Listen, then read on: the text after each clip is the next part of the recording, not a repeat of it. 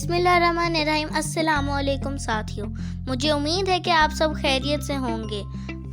آج میں جو آپ کو کہانی سنانے والی ہوں اس کا نام ہے لکڑی کی کشتی۔ پرانے زمانے میں کسی ملک میں ایک امیر تاجر رہتا تھا۔ وہ اپنے قافلے کے ساتھ ملکوں تجارت کرتا اور خوب دولت کماتا۔ ایک بار تاجر اپنے قافلے کے ساتھ سمندر میں سفر کر رہا تھا۔ اس کے پاس تجارت کی بہت ساری چیزیں تھیں۔ ابھی وہ منزل سے دور تھا کہ سمندر میں طوفان آ گیا۔ سمندر میں سفر کرنے والوں کو اکثر اس قسم کی مشکلات کا سامنا کرنا پڑتا ہے۔ تاجر کے لیے یہ کوئی نئی بات نہیں تھی۔ اسے امید تھی کہ اس کے ملا جلد ہی جہاز کو طوفان سے نکال لیں گے، لیکن اس بار طوفان بڑھتا چلا جا رہا تھا، یہاں تک کہ جہاز کا آگے بڑھنا مشکل ہو گیا۔ سمندر میں ایک چٹان سے جہاز ٹکرا گیا اور اس کے حصے میں سوراخ ہو گیا۔ پانی تیزی سے جہاز کے اندر آنے لگا۔ تاجر کے ملازم پانی کو جہاز کے اندر آنے سے روکنے کی کوشش کرنے لگے۔ جب انہوں نے تاجر کو بتایا کہ اب وہ جہاز کو زیادہ دیر تک نہیں بچا سکتے، تو اس نے جہاز میں موجود چھوٹی کشتیوں کے ذریعے کسی قریب جزیرے کا رخ کرنے کا حکم دے دیا۔ بڑی مشکلوں سے جہاز میں سے جتنا سامان بچایا جا سکتا تھا وہ سب نے مل کر جزیرے پر اتار لیا اور جہاز سمندر میں ڈوب گیا۔ تاجر بہت پریشان تھا۔ اس جزیرے پر مچھروں کی ایک چھوٹی سی بستی آباد تھی۔ انہوں نے تاجر اور اس کے ساتھیوں کو اپنا مہمان بنا لیا اور خوب خاطر مدارت کی۔ تاجر کو سامان ڈوب جانے کی اتنی فکر نہیں تھی، کیونکہ اس کے پاس دولت کی کمی نہیں تھی۔ وہ صرف اس فکر میں تھا کہ اپنے ملک کیسے واپس جائے گا۔ جہاز تو ڈوب ہی چکا تھا اور اس جزیرے پر جہاز کا انتظام ہونا ناممکن دکھائی دیتا تھا۔ تاجر نے اعلان کیا کہ جو شخص اس کے لیے جلد سے جلد بڑی سی مضبوط کشتی تیار کرے گا اسے منہ مانگا انعام دیا جائے گا۔ شروع میں یہ کام آسان معلوم ہوتا تھا، لیکن جب کچھ لوگوں نے کام شروع کیا تو انہیں اندازہ ہوا کہ یہ سب اتنا آسان نہیں، کیونکہ اس ویران جزیرے پر مضبوط لکڑی بہت زیادہ تعداد میں مشکل سے مل سکتی تھی۔ مچھروں کی بستی میں کشتی بنانے کا کام بھی بہت کم لوگ جانتے تھے۔ آہستہ آہستہ سب ہمت ہارنے لگے۔ 2 ہفتے یوں ہی گزر گئے۔ تاجر بالکل مایوس ہو گیا۔ اسی بستی میں 3 مچھیرے جو آپس میں بھائی تھے اپنے بوڑھے والدین کے ساتھ رہا کرتے تھے۔ بڑے بھائی کا نام نتھو، منجلے کا نام فتھو اور چھوٹے کا نام متھو تھا۔ یہ 3 بھائی اکثر جنگل میں شکار اور تفریح کی غرض سے جایا کرتے تھے اور جنگل کے چپے چپے سے واقف تھے۔ وہ ایک ایسے درخت سے بھی واقف تھے جس کی لکڑی جنگل کے دیگر درختوں سے مختلف، مضبوط اور پائیدار تھی اور بڑی سی کشتی بنانے کے لیے کافی تھی۔ سب سے پہلے نتھو کو اس درخت کا خیال آیا، لیکن اس نے اپنا خیال کسی پر ظاہر نہ کیا۔ اسے ڈر تھا کہ کہیں کوئی دوسرا پہلے یہ کام نہ کر لے، یہاں تک کہ نتھو نے اپنے گھر والوں سے بھی ذکر نہ کیا اور ایک چاندنی رات میں چھپکے سے کلہاڑا لے کر جنگل کا رخ کیا۔ درخت کے پاس پہنچ کر وہ ایک پتھر پر اپنا کلہاڑا تیز کرنے لگا۔ اتفاق سے ایک بوڑھا کہیں سے لاٹھی ٹیکتا ہوا آیا اور آ کر ایک قریبی چبوترے پر بیٹھ گیا۔ یہ بوڑھا ایک جادوگر تھا اور چاند کی 14ویں، 15ویں اور 16ویں رات کو 3 اچھے کام کرتا تھا۔ اس رات بھی وہ کوئی اچھا کام تلاش کر رہا تھا کہ اس کی نظر نتھو پر پڑی جو پتھر پر کلہاڑا رگڑ رہا تھا۔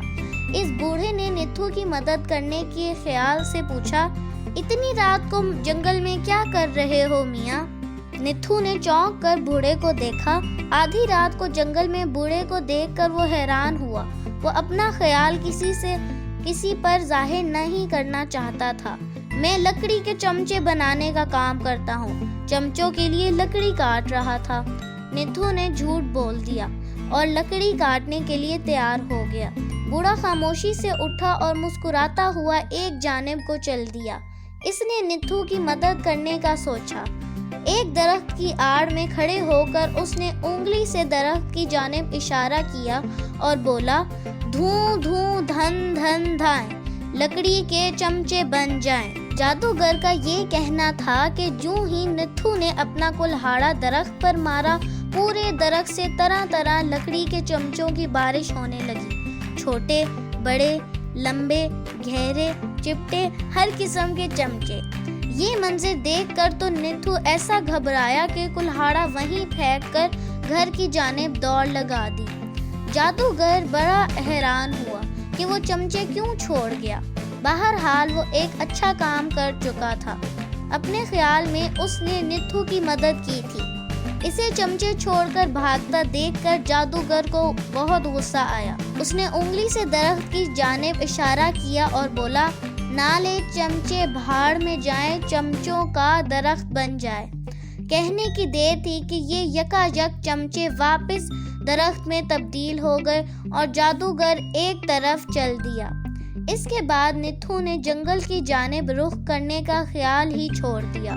اگلے دن فتھو کو بھی یہی خیال آیا، لیکن اس نے بھی پورا انعام پانے کی غرض سے کسی سے ذکر نہ کیا اور آدھی رات کو چھپکے سے کلہاڑا لیا اور جنگل کو چل دیا۔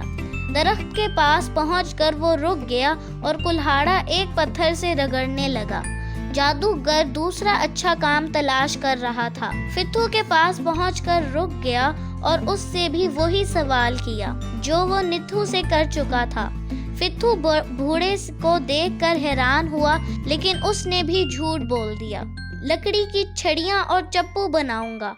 جادوگر نے ایک درخت کی آڑ میں کھڑے ہو کر انگلی کا اشارہ کیا اور یہ بول پڑھے، چینچوں چیچن چائیں، چھڑیاں اور چپو فوراً بن جائیں۔ فوراً ہی درخت سے ہر قسم کے چھوٹے، بڑے، درمیانے چھڑیاں اور چپو برسنے لگے۔ یہ منظر دیکھ کر فتھو کے بھی ہاتھ پاؤں پھول گئے اور وہ سر پر پاؤں رکھ کر ایسا بھاگا کہ گھر پہنچ کر دم لیا۔ ادھر جادوگر حیران ہو کر سوچ رہا تھا کہ کل ایک چمچے چھوڑ کر بھاگا تھا، آج یہ چھڑیاں اور چپو چھوڑ کر بھاگ گیا۔ اس بستی کے لوگوں کو نیکی راس ہی نہیں آتی۔ یہ کہہ کر اس نے پھر درخت کی جانب اشارہ کیا اور بولا، بیکار نہ جائیں چھڑیاں، چپو پڑے پڑے بن جائے درخت یہ فوراً کھڑے کھڑے۔ یہ کہنا تھا کہ چھڑیاں اور چپو دوبارہ درخت میں تبدیل ہو گئے اور جادوگر وہاں سے چل دیا۔ تیسرے دن یہی خیال متھو کو بھی آیا، لیکن وہ کم عمر تھا اور اکیلے کے بس کا کام نہ تھا۔ متھو نے نتھو اور فتھو کو بھی بتایا، لیکن انہوں نے صاف انکار کر دیا کہ اتنی بڑی کشتی بنانا ہمارے بس کا کام نہیں ہے۔ لیکن کسی نے بھی اپنے ساتھ پیش آنے والا واقعہ نہ بتایا۔ متھو نے دونوں کی طرف سے مایوس ہو کر خود ہی شام میں کلہاڑا لے کر جنگل کا رخ کیا۔ ابھی وہ پتھر پر کلہاڑا تیز کر ہی رہا تھا کہ وہی جادوگر پھر نمودار ہوا اور اس نے متھو سے پوچھا، اس وقت جنگل میں کیا کر رہے ہو میاں؟ فتھو نے جواب دیا، کرنا کیا ہے بابا، کلہاڑا تیز کر رہا ہوں، پھر اس درخت کی لکڑیاں کاٹوں گا اور اس سے بڑی سی کشتی بناؤں گا جس میں تاجر اور اس کا قافلہ واپس اپنے وطن کو جا سکے۔ متھو نے پورا واقعہ سچ سچ بتا دیا۔ بوڑھا مسکرایا اور اٹھ کر ایک طرف چلا گیا۔ متھو پھر اپنے کام میں مصروف ہو گیا۔ بوڑھے نے انگلی کا اشارہ کیا اور یہ بول پڑھے، لشم پشم مشتی چشتی لکڑی کی بن جائیں کشتی۔ یہ کہنا تھا کہ درخت سے لکڑی کے بڑے بڑے ٹکڑے ٹوٹ کر گرنے لگے اور ساتھ ہی یہ ٹکڑے مختلف شکلیں اختیار کرتے رہے۔ کسی کی سیڑھی بن گئی، کسی کے تختے تو کسی کی بلیاں۔ جلد ہی یہ تمام چیزیں آپس میں جڑ گئیں اور ایک بڑی مضبوط کشتی تیار ہو گئی۔ متھو کی خوشی کا کوئی ٹھکانہ نہ رہا، وہ اسے قدرت کا انعام سمجھ رہا تھا۔ متھو دوڑتا ہوا تاجر کے پڑاؤ تک پہنچا اور اسے خوشخبری سنائی کہ کشتی تیار ہے۔ تاجر ہڑبڑا کر اٹھ بیٹھا۔ فوراً اس نے اپنے قافلے کے ساتھ جنگل کا رخ کیا جہاں کشتی اس کی منتظر تھی۔ سب نے متھو کو کاندھوں پر اٹھا لیا۔ تمام لوگ بے حد خوش تھے۔ متھو اور فتھو حیران تھے کہ یہ کام کیسے ہو گیا۔ تاجر کی خوشی کا تو کوئی ٹھکانہ ہی نہ تھا۔ پھر اس نے اپنے وعدے کے مطابق متھو کو بہت سے قیمتی انعامات سے نوازا اور کشتی میں بیٹھ کر اپنی منزل کی طرف روانہ ہو گیا۔ تو پیارے ساتھیوں، ہمیں اس کہانی سے یہ سبق ملتا ہے کہ سچائی کی ہمیشہ جیت ہوتی ہے۔ مجھے امید ہے کہ آپ کو یہ کہانی پسند آئی ہوگی۔ ہماری دیگر کہانیوں کو سنتے رہنے کے لیے ہمارے چینل کو سبسکرائب کریں اور بیل آئیکن کو ضرور دبائیں۔ آپ سے ملیں گے اگلی ویڈیو میں، تب تک کے لیے اللہ حافظ۔